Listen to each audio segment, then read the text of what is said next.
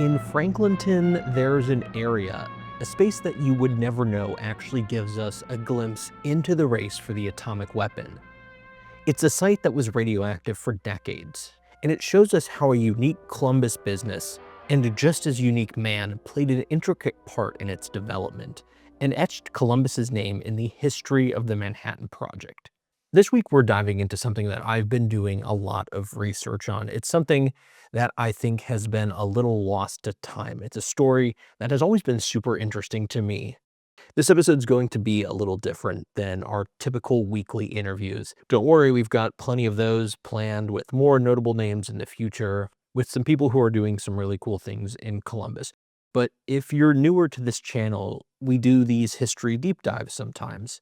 If you look back, you can see one about a monorail that was proposed in Columbus, which obviously never happened here in Columbus because we don't have a monorail, and another about how Columbus ended up being the capital of Ohio.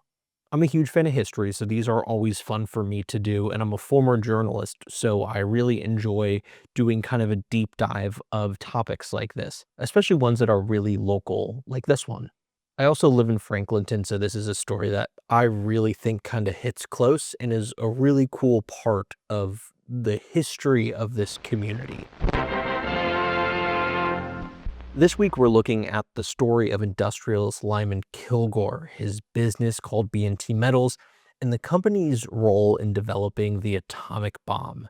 We'll also look at the lingering impact of that work, which will bring us back to present day and even show us some of the people that were impacted by that.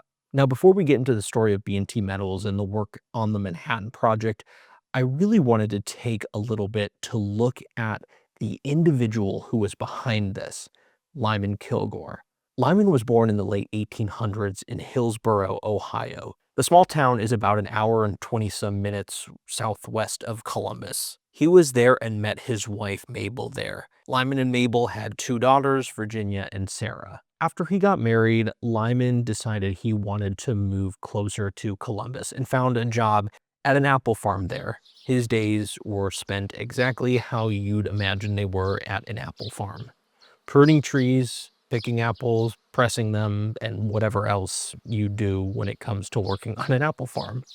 Lyman was someone who did not spend any of his money. He was also known to not even drink soda because he considered that too much of a luxury.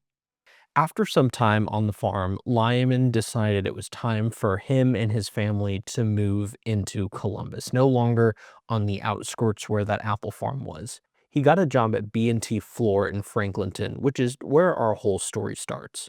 It's where Lyman made his rise to prominence. Quick side note on where this is all taking place. B&T Metals was located on the corner of West Town Street and Lucas Street in Franklinton. If you want to go check it out, actually, the site was 425 West Town Street. It's since been mostly demolished and turned into a parking space across from Land Grant Brewing Company. The whole thing wasn't destroyed, though. You can find Chrome Edge Studios in part of where the space once was. We'll get back to Chrome Edge Studios at the end of the episode.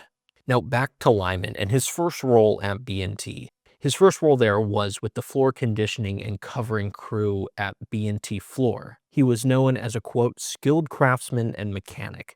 But Lyman was an entrepreneur at heart, and not long into his time there, he began to craft ideas. He noticed whether it be the linoleum, the carpet, or whatever have you for the floors, the crew at B&T Floor never had enough, despite having a lot of business. According to an article, Lyman actually began buying those supplies with his own money and filling B&T Floor with it, slowly turning the supplies into his own stockpile. It was around that time that Lyman also caught wind of something, that B&T was well on its way to bankruptcy. Lyman wanted to move in and buy the business. That's when he contacted a well-known attorney in the area, trying to figure out if he could swoop in and buy the business. Since he also had a lot of supplies there, he figured there might be some way that he could legally say he had part of the ownership and wanted to buy them out. That attorney apparently shut the door on him, telling him he would not help him.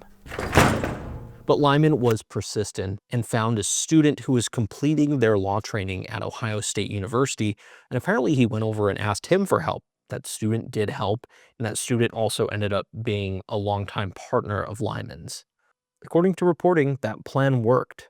As the owners were getting ready to sign it over into bankruptcy, Lyman came in and told them that the stock on the floor was his, he had been bringing it in, and that besides the building and other equipment, he owned some of the stuff that was there and offered to buy them out for the rest of it in 1932. When he bought the business, though, from the original owners, one of the owners, William Bonnell, stayed on as president for a little while. Lyman pivoted the company from flooring to metal trimming. Metal trimming was becoming pretty popular at the time. He copyrighted something called the chrome edge, which essentially was a way to fasten metal trim to an object, and this way it completely concealed the nails. Just if you go look up chrome edge online and you go to images, you can see some cool old ads about it. Lyman started mass producing it, and it was a hit. Things started booming, and B&T, which moved from B&T Flooring to B&T Metals, became one of the nation's largest Black-owned businesses under Lyman. Now, Lyman had small garages and multiple buildings throughout Columbus, but needed a larger space due to how much business he was getting, which is where the 10,000 square foot property in Franklinton came into place. Lyman purchased that in 1935. Under Lyman Kilgore's management, the business itself was really unique. Those observing it called it a, quote, proof for interracial harmony. Lyman himself opened up a cafeteria at the workshop, and it was a dedicated place where both Black and white workers could use it. Another cool note about Lyman, he also bought land and gave his workers crop space during the food shortage days of World War II. Essentially, he would allow workers to go and grow their own crops on land that he bought. Now let's move forward a little bit. The U.S. enters World War II in December of 1941, right after the bombing of Pearl Harbor. Yesterday, December 7th, 1941, a date which will live in infamy. And in 1942, the United States begins work on the Manhattan Project, which is, as many of you know, the secret project to build the atomic weapon. This is where Lyman's factory plays a pivotal role in the secret race to build that bomb.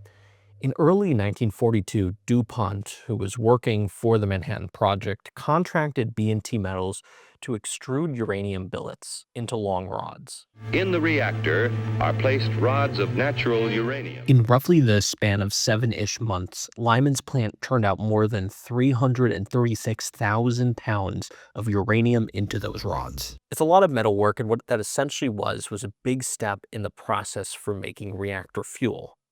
There was a lot of security around this new work, though. Workers also received weekly physicals, monthly intensive medical services, and there were even armed guards. According to even one article, there was a time when 2 pieces of uranium went missing, and FBI agents showed up at workers' homes looking for the uranium throughout Columbus. But it ultimately turned out to be a government paperwork error. There were very few protective measures, though, despite this extra apparent care that they were giving. There were no gloves, no masks, nothing additional to protect them from the uranium. Actually, many of Lyman's employees probably didn't even know the real purpose of what they were doing or what they were working with. The plant's connection to the Manhattan Project was kept a secret until after the war. The uranium was used apparently to fuel some of the main reactors, including the X-10 reactor at Oak Ridge and the B reactor in Hanford, Washington. These reactors produced plutonium that would eventually be used in the first atomic weapons. Lyman lived to see the bombs drop, but passed away a few years later.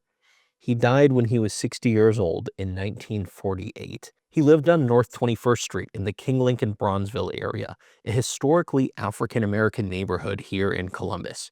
His funeral was at St. Paul's AME Church, which is catty-cornered to the Thurber House near the Columbus Museum of Art, and he was buried in Greenlawn Cemetery. B&T continued on for a while, though it did eventually shut down. Decades later, in the 1980s, the U.S. Department of Energy sent Oak Ridge National Laboratory teams to survey the site. What they found was contamination not just in the soil around the building, but inside. Dust on support beams, floor drains, and even manholes. Plus, residual uranium on interior surfaces exceeded the safe levels.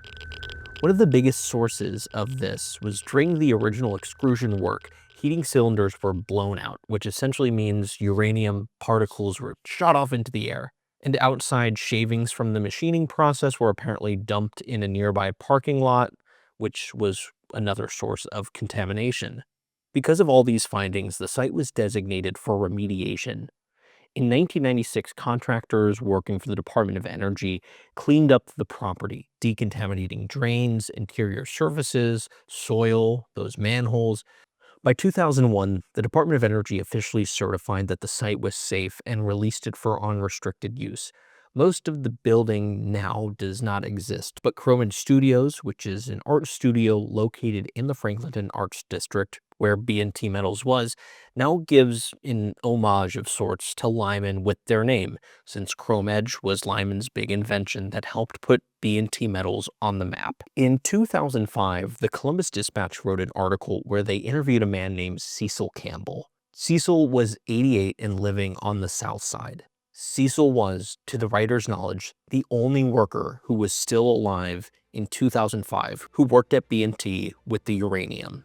He and his family told the Dispatch that he had been battling 2 types of cancers for 50-some years, and he believed that that stemmed directly from his time working at B&T Metals from 1940 to 1968.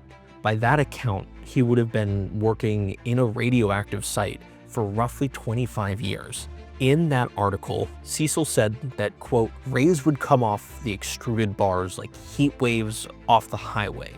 If 2 extruded 7 to 8 foot bars would rally together by accident, it would cause a spark or small explosion, sometimes causing fire. He was one of those men that did not know what he was working with at the time and did not have proper safety gear. He even said in that same article that he touched every piece of that uranium, which again, he did not know was uranium at the time, with his bare hands. When that article came out in 2005, he was seeking $150,000 under the Energy Employees Occupational Illness Compensation Act of 2000. Now, I will say I could not find whether or not he or his family ever got that. Cecil did live until 2009, when he died at 93 years old. He battled his cancer and other health issues that entire time. There are a couple people I really need to give a shout out to for this story. There's an incredible piece written by George Lawrence, who was 22 years old and was the managing editor of Ohio State News in 1948. He wrote Lyman's obituary, which is more of a story about the man. His piece shined so much light onto who Lyman was, and I guarantee if not for his reporting, to this day, no one would know some of the details about Lyman Kilgore. I also want to thank the late Felix Hoover with the Columbus Dispatch for his reporting on Cecil's story. I would not have been able to find out if anyone had been directly impacted from that work with the uranium, if not for his reporting. The work local journalists do in their community is what led me to be able to put this story together for your listening. The story of how Columbus, and specifically Franklinton, played a critical role in the Manhattan Project, the names behind it, it all chronicles what Columbus was like then and helped plant the seeds for the stories that are still developing in Columbus now. As always, all sources of information that I used are linked in the show notes. If you have a topic you're interested in hearing about, feel free to reach out to me at connor@chroniclecreativeco.com.